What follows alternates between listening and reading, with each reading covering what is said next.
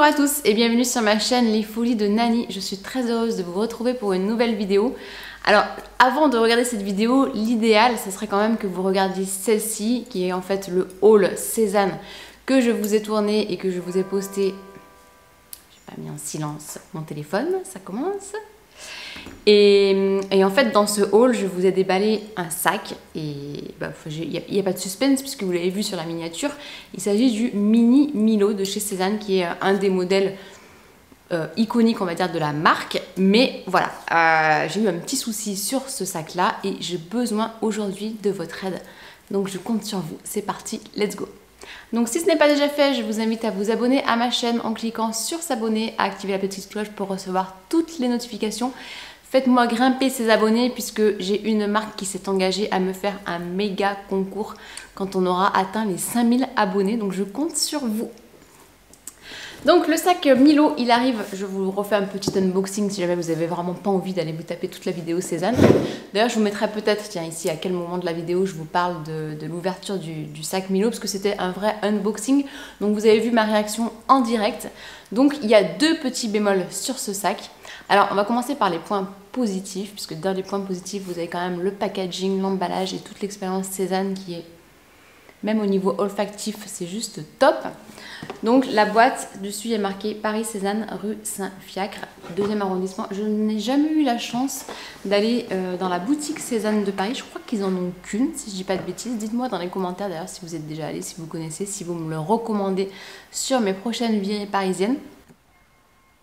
Donc quand on ouvre le sac, enfin la boîte tout du moins, on a le dust bag qui ressemble à ça. Vraiment la boîte, j'aime beaucoup ce rose, forcément puisque le sac est aussi rose.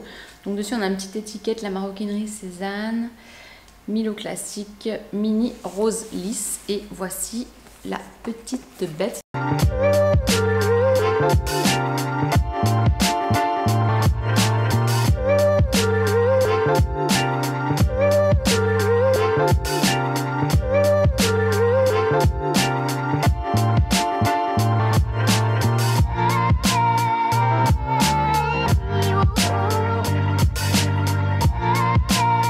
Donc je ne l'ai pas encore porté parce que je suis encore en réflexion sur alors en l'occurrence je vous ai mis la miniature, je le garde ou je le vends, mais c'est plutôt je le garde ou je le rends parce que je veux pas le vendre hein, mais bon, il est magnifique. On va rester sur les points positifs. Il est vraiment splendide. Moi je le trouve classe, chic, beau, le cuir est très beau.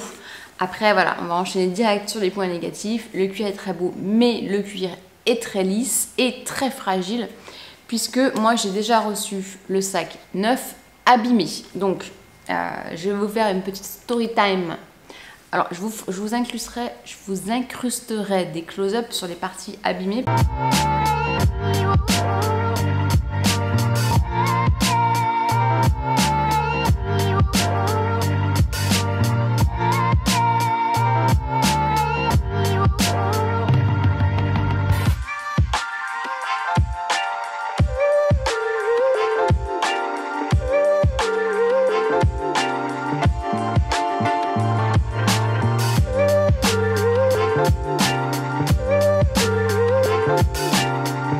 Même en photo, ça se voit pas hyper bien, mais par contre, à l'œil nu et en vidéo, bah oui, on voit clairement des griffures.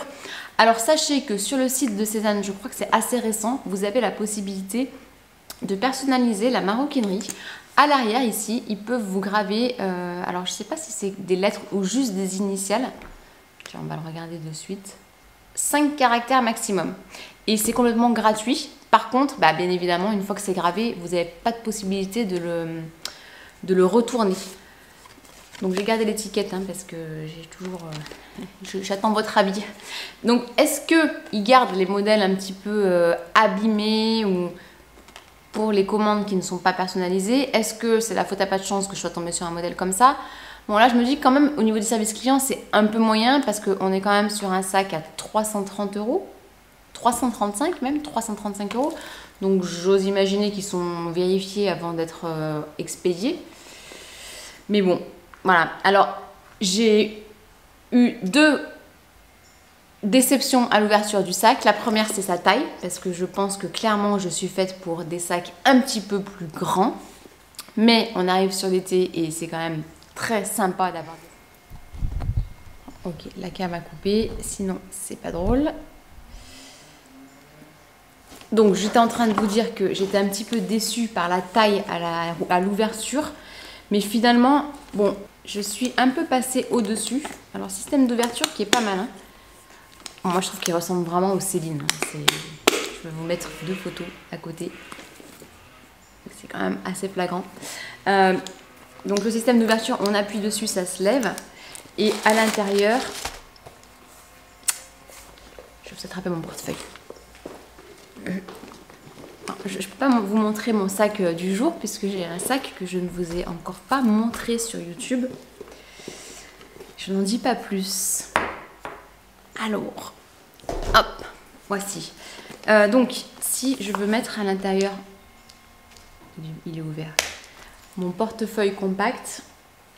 Ouais, si, il rentre. Hein, tu vois, je le trouvais petit, mais en fin de compte, il rentre aussi bien à la verticale qu'à l'horizontale. Bon, clairement, une fois que tu as mis ça, tu peux plus mettre grand chose, si ce n'est peut-être le téléphone. Alors, tu as une poche plaquée sur le devant. Est-ce que ça rentre? Je vais le retourner. Non, bon, mon téléphone ne rentre pas. Il rentre peut-être sur la poche plaquée à l'arrière. Oui, on a une poche plaquée à l'arrière comme ceci, dans laquelle mon téléphone rentre. Est-ce que ça ne le fait pas trop gros? Non, ça va, ça passe. Hein. Et ma pochette multiclé, d'ailleurs, je vous épingle juste ici la vidéo que je vous ai faite à son sujet. Je vous ai fait une revue. Alors, je pense que le portefeuille, ouais, il faut qu'il aille dans l'autre sens.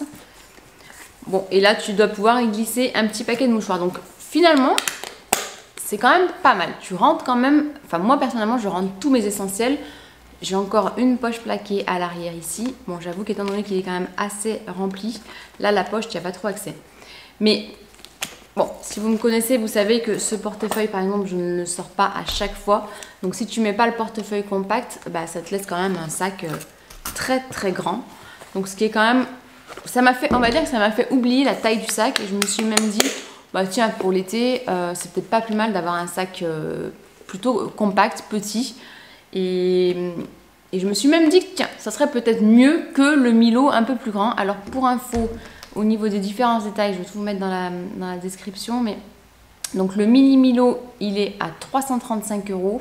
Donc on est sur du cuir italien. Bon, je pense qu'en termes de qualité, on n'a pas trop à dire sur ces qualité de cuir, hein, parce que on va parler du reste. Dimension 12 par 19 par 5. Quand le Milo normal, le standard, il est à 365 €, donc on n'a pas une grosse différence de prix. Et il fait 17 par 24 par 4,5. Donc en fait, clairement, si le Milo classique existait dans ce rose, il s'appelle ça vieux rose. Non, attends, laisse-moi vérifier. Oh là là, la vidéo pas préparée. Mini Milo, hop, ils appellent ça rose, tout court, rose lisse. S'il existait dans la plus grande taille, je pense que j'aurais switché sur la plus grande taille, mais c'est pas le cas. Donc d'une part, il n'existe pas sur la plus grande taille et d'autre part, il est toujours sold out en rose comme ça. Je vous mets des petits close-up, on se retrouve juste après.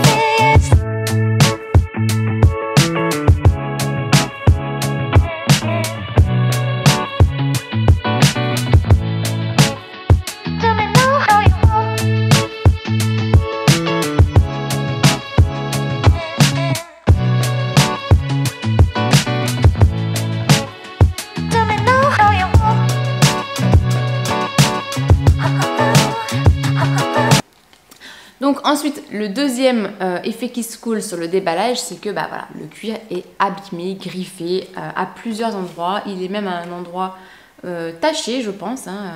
Donc je vous mets des close-up, je vous parle en même temps. Donc voilà, ça a été vraiment la douche froide puisque je me suis dit mince, je ne m'attendais pas du tout à une expérience comme celle-ci sur une marque comme Cézanne où tu t'attends vraiment à du haut de gamme.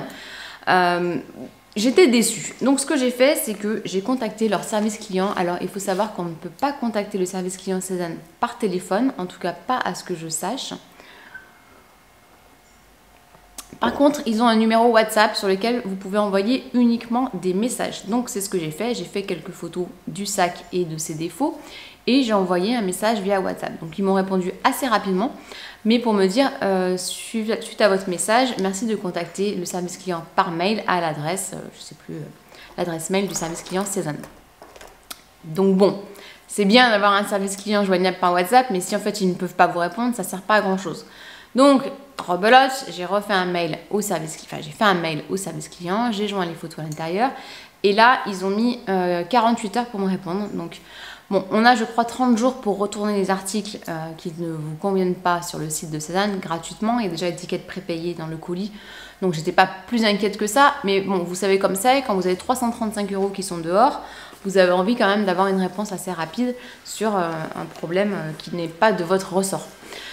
Donc j'ai dû les relancer aussi bien par mail que par WhatsApp pour leur dire bah j'ai bien envoyé ma demande mais j'ai pas de réponse. Donc j'ai eu la réponse ce matin, c'est la raison pour laquelle je vous filme cette vidéo. Donc là le service client s'est excusé du désagrément et m'a dit, non c'est pas ce matin que j'ai eu la réponse, c'était hier. Ils m'ont dit bah écoutez on vous propose soit de le renvoyer et de vous rembourser, soit de le renvoyer et d'en recommander un. Donc là, je me suis dit, ils n'ont pas lu comme il faut ma demande. Parce que les deux options, en fait, je les ai systématiquement. Je n'ai pas besoin de faire un mail pour avoir cette réponse. C'est-à-dire que je leur ai dit, mais vous n'avez pas dû comprendre ma demande parce que j'ai déjà l'étiquette prépayée. Donc oui, je peux renvoyer le sac et me faire rembourser. Mais d'une part, c'est pas possible de le recommander parce qu'il est sold out et que j'ai dû déjà attendre et me mettre une alerte sur mon téléphone pour pouvoir le commander en rose. Mais en fait, c'est surtout que ma demande, elle concerne le problème technique du sac et le problème qualité. Qu'est-ce que vous me proposez? Je suis un peu surprise de votre réponse. Bon, je l'ai tourné un peu plus poliment quand même, hein, je sais, être diplomate.